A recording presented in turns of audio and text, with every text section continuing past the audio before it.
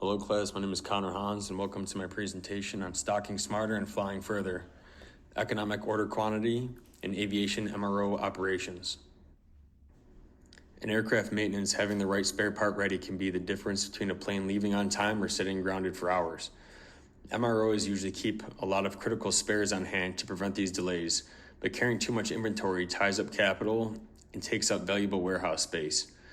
On the other hand, if we don't stock enough, we risk lack of supply that can delay repairs, upset passengers, and cost the airline revenue. Economic order quantity, or EOQ, is the tool that helps managers figure out how much to order at one time so we don't overspend on storage, yet never run short when we need a part.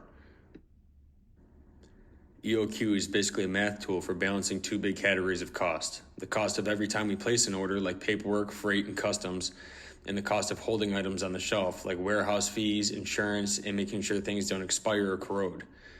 In a MRO shop, both costs add up fast. For example, if we place lots of small orders, we pay extra in shipping and handling each time.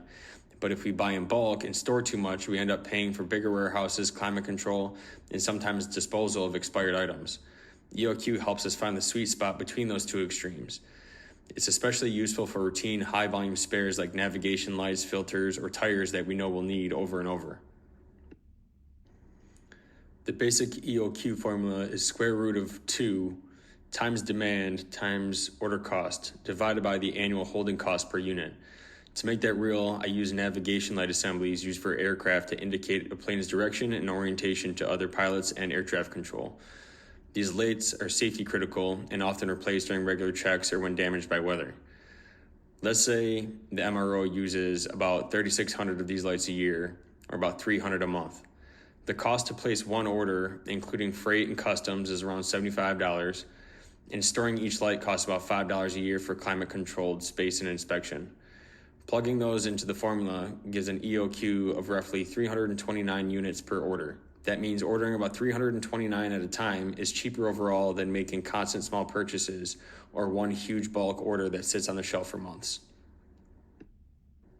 For MROs, the real challenge is balancing two priorities: keeping aircraft ready for flight and keeping costs under control. Aircraft on ground events are expensive and damage the operator's reputation, so we can't afford to run out of critical parts. We also can't afford to tie up millions of dollars in slow-moving parts when that money could be used for labor, tools, or facility upgrades. EOQ finds that balance by cutting emergency shipping fees and reducing capital locked in excess stock. Most modern MROs build EOQ logic right into their ERP or material support software, so reorders are automatic when stock hits a trigger level.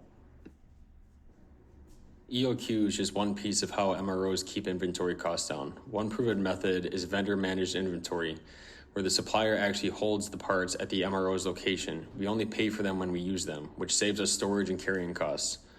Long-term contracts with OEMs help too. They lower the price per part and make deliveries more predictable, which means fewer emergency shipments. Another strategy is spare part clustering, which is grouping similar high-use parts together to make demand forecasting and EOQ calculations more accurate.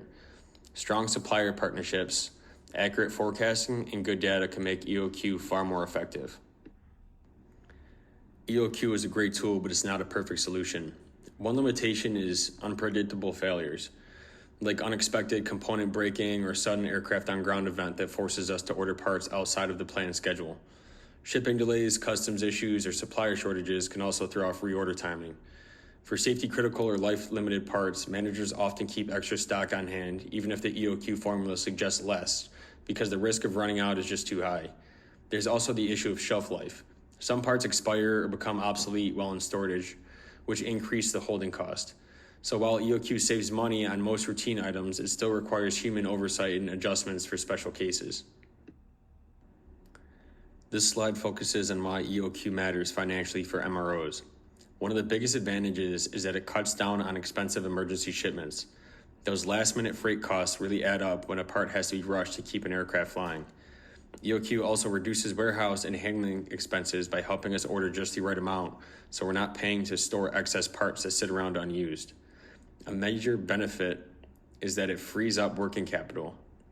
Instead of cash being tied up in slow-moving stock, it can be used for tools, training, or other priorities in the hangar. There are some solid real-world examples too. Air France Industries used predictive planning to reduce the amount of rotatable spare parts they keep in storage, which lowered their costs without affecting fleet readiness. And Embraer reported that by improving their spare parts planning, they were able to cut inventory by about 12.5%, saving around $25 million in carrying costs and even increased profits by $26 million. These examples show that EOQ isn't just theory. When it's combined with good forecasting and solid planning, it can drive major cost savings while keeping aircraft ready for service. Air France Industries KLM engineering and maintenance example is a great proof of how EOQ concepts work in practice. They use predictive analytics to better forecast parts demand and combined it with lean inventory practices to optimize their spare parts management. By doing that, they reduced excess rotatable stock, cut down on holding costs, and still kept the fleet ready for service. This shows that with good forecasting and smart planning, MROs can lower inventory levels without risking delays or reducing reliability. To wrap up, EOQ is one of the best tools MROs have to balance cost savings and spare part readiness.